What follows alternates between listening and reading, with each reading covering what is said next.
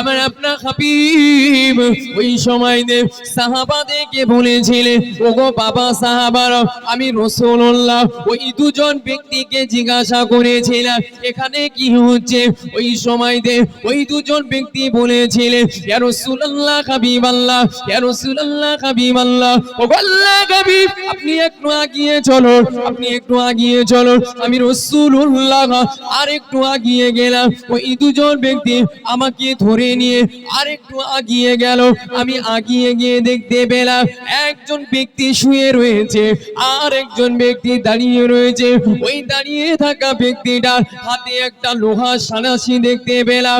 ও বাবা সাহাবারা, শুনে রেখে দাও বাবা, জেনে রেখে দাও, ওই লোহার সাঁড়াশিটা দিয়ে শুয়ে থাকা ব্যক্তিটার গালটাকে চিরে দিচ্ছে, চোয়ালটাকে চিরে দেয়। ডান সাইডে চোয়ালটা চিরা হয়ে গেলে বাঁ সাইডের চোয়ালটা যখন চিরতে যায়, এদিকে ডান সাইডের চোয়ালটা আগে যেমন ছিল ঠিক তেমনই হয়ে যায়। আবার যখন বাঁ সাইডের গালটা চেরা হয়ে যায়, ডান সাইডের গালটা চিরতে যায়, বাঁ সাইডের গালটা আগের মতন ভালো হয়ে যায়। ও যুবকেরা, ও রাসূলুল্লাহর প্রেমিকেরা, আমার আপনার হাবিব ওই সময় ওই দুজন ব্যক্তিকে জিজ্ঞাসা করেছিলেন কি হয়েছে এখানে।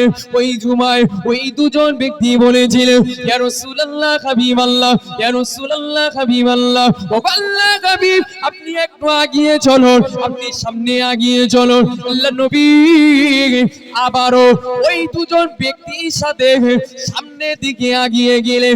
সামনের দিকে আগিয়ে গিয়ে দেখতে পেলেন একটা ঘর। ওই ঘরের মাথাটা চুলোর মতো সরু, কিন্তু ভিতরটা অনেক প্রশস্ত। রাসূলুল্লাহ আমার সোনা জবানে জানিয়ে দিয়েছে, ও বাবা সাহাবারা, আমি রাসূলুল্লাহ যখন ওই চুল্লিটার ভিতরে আগিয়ে গিয়ে দেখতে লাগলাম, দেখতে পেলাম সেখানে অনেকগুলো নারী পুরুষ রয়েছে। ওই অগ্নি শিখাটা যখন উপরের দিকে ঠেলে উঠছে, ওই নারী পুরুষগুলো উপরের দিকে ঠেলে উঠছে যেন তারা সেখান থেকে বার হয়ে আসবে। কিন্তু না না না না না, যখন ওই জাহান্নামের আগুনটা নিস্তেজ হয়ে যাচ্ছে, ওই সমস্ত উলঙ্গ নারী পুরুষগুলো তারা আবার নিচে চলে যায়। রাসূলুল্লাহ ওই দুজন ব্যক্তিকে জিজ্ঞাসা করলে এই দুজন ব্যক্তি কারা। আল্লাহ নবী জিজ্ঞাসা করলে এই ব্যক্তিগুলো কারা, এখানে কি হয়েছে। ওই সময়তে ওই দুজন ব্যক্তি বলেছিলেন, ইয়া রাসূলুল্লাহ, ইয়া হাবিবাল্লাহ, হুজুর আপনি আর একটু আগিয়ে চলো। আল্লাহ নবী আবার আগিয়ে গেলে, আগিয়ে গিয়ে দেখতে লাগলে একটা রক্তের মতো লাল নদী। ওই নদীতে একজন ব্যক্তি সাঁতার কাটছে আর একজন ব্যক্তি পাথর নিয়ে বড় বড় পাথর নিয়ে কিনারায় দাঁড়িয়ে রয়েছে। ওই সাঁতারকৃত ব্যক্তিটার যখন ক্ষুধা পাচ্ছে, ওই ব্যক্তিটি ওই নদীর কিনারায় চলে আসছে খাওয়ার জন্য হা করছে। আর ওই কিনারায় দাঁড়িয়ে থাকা ব্যক্তিটা পাথরগুলো নিয়ে ওই ব্যক্তিটার গালের ভিতরে ছুঁড়ে মারছে। আল্লাহ নবী স্বপ্ন দেখছে যে একজন ব্যক্তি আপনার রক্তের মতো লাল নদীতে সাঁতার কাটছে, আর পাশে কিনারায় একটা লোক দাঁড়িয়ে রয়েছে, তাও আবার বড় বড় পাথর নিয়ে। যখন ওই সাঁতারকৃত ব্যক্তিটার খুব ক্ষুধা লেগে যায়, ওই কিনারায় আসে আর গা করে খাওয়ার জন্য আর পাথর ছুঁড়ে মারে। রাসূল বলেন, এটা কি? ওই সময় ওই দুজন ব্যক্তি বলেন, আপনি আর একটু আগিয়ে চলেন। আবার একটু আগিয়ে গেলে, যাওয়ার পরে দেখলেন একটা সুন্দর বাগিচা। ওই বাগিচার ভিতরে একজন লম্বা লোককে দেখলেন, আর তার চারিপাশ দিয়ে বেশ কিছু মানে ছোট শিশু বাচ্চারা, অসংখ্য শিশু বাচ্চা তারা ওই লোককে ঘিরে আছে। রাসূলুল্লাহ বলেন, এখানে কি হচ্ছে? আবার ওই দুজন ব্যক্তি বলেন, আপনি আরেকটু আগিয়ে চলেন। যাওয়ার পরে রাসূলুল্লাহ বলেন, আমরা যেতে একটা সুন্দর বাগানের ভিতরে প্রবেশ করলাম। ওই বাগানের ভিতরে যেতে সোনা ও রূপার ইটের তৈরি একটা নগরীতে আমরা প্রবেশ করলাম। নগরীতে প্রবেশ করে হাঁটতে যেতে আপনার একটা ঘরের দিকে গেলাম, ঘরের দরজা খুলে দিতে বলা হলো, ঘরের দরজা খুলে দেওয়া হলো, সেখানে প্রবেশ করলাম। সেখান থেকে প্রবেশ করার পরে তারা আমাকে আবার হাত ধরে টেনে আনলো, ইয়া রাসূলুল্লাহ, ইয়া হাবিবাল্লাহ, হুজুর আপনি আরেকটু এগিয়ে চলুন।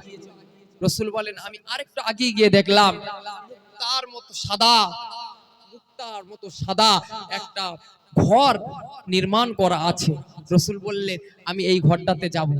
ওই সময় ওই দুজন ব্যক্তি বললেন, না আপনার এখন যাওয়া হবে না, অবশ্যই আপনি যাবেন, তবে এখন আপনি যেতে পারবেন না। সমস্ত কথা যখন বললেন, বলার পরে সাহাবারা বললেন, ইয়া রাসূলুল্লাহ, ইয়া হাবিবাল্লাহ, হুজুর সবই বুঝতে পারলাম, আপনি যে স্বপ্নগুলো দেখেছে আমরা তো কিছুই বুঝতে পারলাম না। আপনি যে স্বপ্নগুলো দেখেছেন এগুলো তো আমরা কিছুই বুঝতে পারলাম না, আপনি আমাদেরকে একটু ভেঙে ভেঙে বলুন। আল্লাহ নবী, ও যুবকেরা, ও রাসূলুল্লাহর প্রেমিকেরা, আমার আপনার হাবিব শোনা জবানে জানিয়ে দিলে, ও বাবা সাহাবারা শুনে রেখে দাও, জেনে রেখে দাও, আমি রাসূলুল্লাহ সর্বপ্রথম যে ব্যক্তিকে দেখেছিলাম, যে ব্যক্তিটি বসেছিল ওর মাথাটাকে পাথর মেরে মেরে পাথর মেরে মেরে চূর্ণ বিচ্ছিন্ন করে দেওয়া হচ্ছিল। ও বাবা সাহাবারা, ওই ব্যক্তিটি আর কেউ নয়, ওই ব্যক্তিটি ছিল কোরআনের হাফেজ, কোরআনের আলেম। ও বাবা সাহাবারা, ও কোরআনের ইলম অর্জন করে কোরআনের হাফেজ হয়ে ও কোরআনকে ভুলে গিয়েছে। ও ফরজ নামাজের সময় ঘুমিয়ে ঘুমিয়ে কাটিয়েছে, দিন কি দিন, রাত কি রাত অলসতায় কাটিয়েছে। ওই জন্য তো আমার আল্লাহ পাক রব্বুল আলামিন ওই বান্দার সাথে কিয়ামত পর্যন্ত এমন আচরণ করবে। দুনিয়ার বুকে আমি ইলম অর্জন করেছি, আমি কোরআন শিক্ষা করেছি, সেটা করে আমি যদি অন্য কাজে লাগাই, যদি অলসতা করে কাটাই, যদি ফরজ নামাজের সময় ঘুমিয়ে কাটাই, আল্লাহ পাক রব্বুল আলামিন আমাকে ছাড় দেবে বলে মনে হয় নাকি? ছাড় দেবে না, কাউকে ছাড় দেবে না।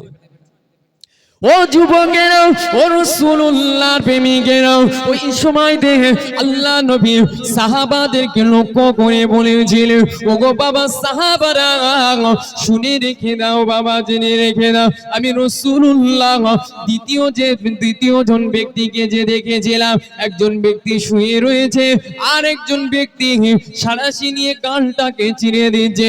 ও বাবা সাহাবারা, ওই দুজন ব্যক্তি আমাকে বলল, এরা আর অন্য কেউ নয়, এরা হলো আপনার এক ধরনের উম্মাদারি, যারা কিনা দুনিয়ার বুকে মিথ্যা কথা বলতো, দুনিয়ার বুকে গীবত করলো, দুনিয়ার বুকে কুটনামি করতো।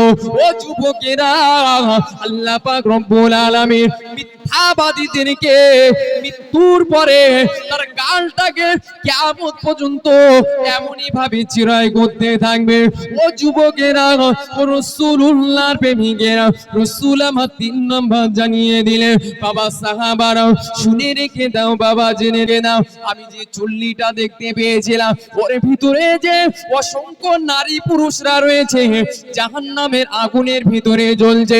ও বাবা সাহাবারা, এরা আর অন্য কেউ নয়, এরাই হলো এক শ্রেণীর আমার উম্মাদানি, যারা কিনা দুনিয়ার বুকে জিনা করে বেড়াতো, দুনিয়ার বুকে বেবিচারি করে বেড়াতো। আমার আল্লাহ পাক রব্বুল আলামিন কিয়ামত পর্যন্ত ওদেরকে জাহান্নামের আগুনে এমনই ভাবে জ্বালাবে। বলে আজ যারা মিথ্যা কথা বলছে, আজ যারা জিনা বেবিচারি করছে, আল্লাহ পাক রব্বুল আলামিন ছাড় দেবে বলে মনে হয় না? ছাড় দেবে না। আল্লাহ তোমাকে ছেড়ে দিয়েছে। আল্লাহ বলছেন, হুয়াল্লাযী খালাকাকুম মিন তিন, আমি আল্লাহ তোমাদেরকে মাটি দ্বারা সৃষ্টি করেছি, সৃষ্টি করে তোমাদের দুনিয়ার বুকে পাঠিয়েছি, ছেড়েছি, ছাড় দেইনি। একদিন আমি আল্লাহ আমার কাছে আসতে হবে, হিসাব আমি ঠিক কষে নেব। আল্লাহ ছাড় দিয়েছে, আজ বাদরামি করছো, আজকে জলসা দিচ্ছ, এদিক ওদিকে ঘোরাফেরা করছো, এই বাদরামি আল্লাহ ঘুচিয়ে দেবে। বুঝতে বাবা ঠালা, আল্লাহ পাক রব্বুল আলামিন কাউকে ছাড় দেবে না। যে বাহাদুরি করবে তার বাহাদুরির ওষুধ আল্লাহ পেটে দেবে। যে কথা বলছিলাম, জি রাসূলুল্লাহ এই স্বপ্নে যেটা দেখলেন, যে রক্তের নদীতে একজন ব্যক্তি সাঁতার কাটছে, আল্লাহ নবী আমার জানিয়ে দিলেন, ও বাবা সাহাবারা, ওই ব্যক্তিটার গালে যে বড় বড় বড় বড় পাথরগুলো ছুঁড়ে মারা হচ্ছে, ওই ব্যক্তিটি আর অন্য কেউ নয়, ওই ব্যক্তিটি হলো দুনিয়ার বুকে সব চাইতে বড় সুদখোর ছিল। যারা সুদখোর এদের দেখবেন পেট খুব মোটা মোটা হয়, নিচের দিকে ঝুলা হয়। যারা যারা সুদখোর না এদের পেট মোটা হলেও পেটটা সোজা থাকে, কিন্তু যারা সুদখোর এদের পেটটা নিচের দিকে ঝুলা হয়। দেখবে খুব সাবধান, সুদ খাওয়া থেকে দূরে থাকো। সুদ যারা খাবে ওইরা মৃত্যুর পরে ও সারা জীবন এই পাথর খেয়ে খেয়ে মরতে হবে। আল্লাহ পাথরের গালে পুড়ে দেবে। ও যুবকেরা, ও রাসূলুল্লাহ প্রেমিকেরা, খুব ঠান্ডা মাথায় বোঝার চেষ্টা করো। রাসূলুল্লাহ আমার জানিয়ে দিলেন, ও গো বাবা সাহাবারা, শুনে রেখে দাও, জেনে রেখে দাও, আমি রাসূলুল্লাহ দেখতে পেলাম একজন ব্যক্তি অগ্নিকুণ্ডের ভিতরে এদিকে ওদিকে দৌড়াদৌড়ি করছে। ওই ব্যক্তিটি আর কেউ নয়, ওই ব্যক্তিটি হলেন জান্নাতের আপনার ওই ব্যক্তি হলেন মালিক ফারিস্তা, ওই ব্যক্তিটি হলেন মালিক ফারিস্তা।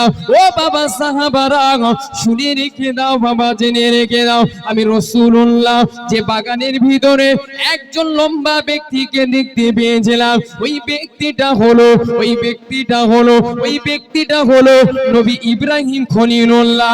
আর ওই আশেপাশে যে সমস্ত বাচ্চাগুলো ছিল যারা দুনিয়ার বুকে জন্মগ্রহণ করার সাথে সাথে দুনিয়ার বুক থেকে বিদায় নিয়ে নিয়েছে, মায়ের পেট থেকে মৃত বাচ্চা হয়েছে, আবার আল্লাহ পাক রব্বুল আলামিন ওই সমস্ত বাচ্চাদেরকে নবী ইব্রাহিম খলিলুল্লাহর কাছে আমার আল্লাহ সুরক্ষিত রেখে দিয়েছিলেন।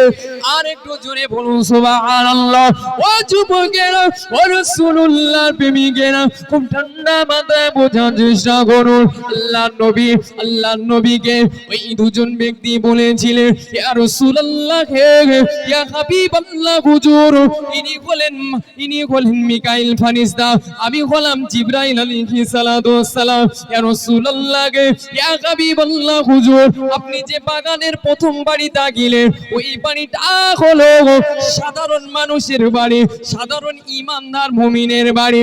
ও বাবা সাহাবারা, আল্লাহ নবী বললেন, বাবা সাহাবারা, ওই সময় ফারিস্তা জিবরাইল আলাইহিস সালাতু ওয়াস সালাম আল্লাহ নবীকে বলেছিলেন, ইয়া রাসূলুল্লাহ, ইয়া হাবিবাল্লাহ, হুজুর আপনি যে দ্বিতীয় বাড়িটায় গেলেন, ওই দ্বিতীয় বাড়িটা হলো যারা আল্লাহর রাস্তায় শহীদ হয়ে গিয়েছে, আল্লাহর জন্য শহীদ হয়ে গিয়েছে, ওই ব্যক্তিদের বাড়ি। ও যুবকেরা, তৃতীয় নাম্বার বাড়িটা যে রাসূলুল্লাহকে দেখানো হয়েছিল, ফারিস্তা জিবরাইল আলাইহিস সালাতু ওয়াস সালাম বললেন, ইয়া রাসূলুল্লাহ, ইয়া হাবিবাল্লাহ, হুজুর ওই বাড়িটা হলো আপনার, তবে আপনি এখন যেতে পারবেন না, অবশ্যই আপনি সেটাতে প্রবেশ করবেন, কিন্তু আপনি এই মুহূর্তে সেখানে প্রবেশ করতে পারবেন না। তাহলে এই যে বিষয়গুলো বললাম, এর দ্বারাই কিছু শিক্ষা পাওয়া গেল কিনা, যে কোরআন শিক্ষা করে ওটাকে খারাপ রাস্তায় লাগানো যাবে না, অলসতা করে কাটানো যাবে না। দ্বিতীয় নাম্বার কি? দ্বিতীয় নাম্বার বিষয় হলো যে মিথ্যা কথা বলা যাবে না, গীবত করা যাবে না, কুটনামি করা যাবে না। যদি মিথ্যা কথা বলে, মৃত্যুর পরে ওর গালটাকে সালাসি দিয়ে চিরা হবে। তৃতীয় নাম্বার, জিনা ব্যভিচার করা যাবে না, যে জিনা ব্যভিচার করবে মৃত্যুর পরে ওর জন্য জাহান্নাম অনিবার্য, এতে কোনো সন্দেহ নাই। আর 5 নম্বর বিষয় কি বললাম বলেন? 5 নম্বর বিষয় হলো সুদ খাওয়া। রাগ করছেন না তো? 5 নম্বর বিষয় হলো সুদ খাওয়া। সুদ খাওয়া যাবে না। সুদ যদি আপনি খেয়েছেন, ওইরকম রক্তের নদীতে কি করতে হবে? সাঁতার কাটতে হবে। যখন আপনার ক্ষুধা লাগবে আপনি কিনারায় আসবেন, সেই সময় কি করবে? পাথর মুখে ভরে দেবে। 6 নম্বর কি বলেছি? 6 নম্বর বলেছি যে একজন ব্যক্তিকে রাসূলুল্লাহ দেখতে পেলেন, লম্বা ব্যক্তি, তার সাথে কিছু বাচ্চা রয়েছে। ওই ব্যক্তিটা হলো নবী ইব্রাহিম খলিলুল্লাহ। ওনার পাশে যে সমস্ত বাচ্চারা রয়েছে, শিশু বাচ্চারা ছোট ছোট মায়ের পেট থেকে হয়েই মারা গেছে, কেউ মায়ের পেট থেকে মরা অবস্থায় হয়েছে, এই সমস্ত বাচ্চাদেরকে আমার আল্লাহ হেফাজত করেছেন। জোরে বলুন সুবহানাল্লাহ। আজ সমাজের বুকে এই সমস্ত কাজই তো বেশি, ঠিক কিনা? সমাজের বুকে এই সমস্ত কাজই কিন্তু আজ ভরে গিয়েছে। আল্লাহ পাক রব্বুল আলামিন আমাদেরকে পাপ থেকে হেফাজত করে। সকলে বলি আল্লাহুম্মা আমিন। দরুদ শরীফ পড়েন, আল্লাহুম্মা সাল্লি আলা